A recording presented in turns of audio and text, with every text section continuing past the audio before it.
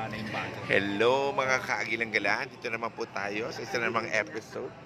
At nandito na naman ang mga teatro friends ko, Direk Don, Rachel, Luisa, and the Queen of Intrigues, Mariel.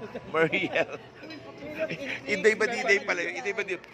Bago Beans Tagaytay, ito yung mga specialty daw dito. Tawag nila diyan ay tapa. And of course, the infamous Pati din ako na isang bulalo. tapa. Go.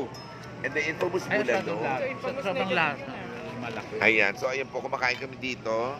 At ine-enjoy namin ang Tagaytay weather. At syempre, ang kilala ang french fries. So, di ba kakaiba? Nag-fresh fries si Mariel dito pa sa Tagaytay. O, di ba? Kakaiba talaga ang mga eduk. Eh si Mariel, gandang babae, o, di ba? Kaya lang. Huwag pa ka siguro. Hindi Magandang babae, pero babae din ang gusto. Nakakahiya. Ayan na po, sumasandok na kami ng masarap na bulalo. Enjoy your day, guys. Naloloka siguro si Luis. Mag-enjoy kayo, enjoy life, stay with your friends, and treasure your friends because sila na lang yung natitira yung kayamanan.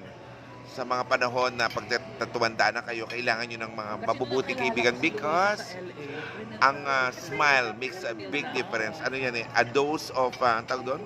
A dose of pampabata pagka kayo tumatawa. Kasama niyang inyong mga friends. Okay ka na pala. Ayan. From Bag of Beans. Ayun, suka. Ito na ang suka. Oh. Pampaasim. Okay, that's it mga kaagilang gala. Mamwa. Nandiyan na.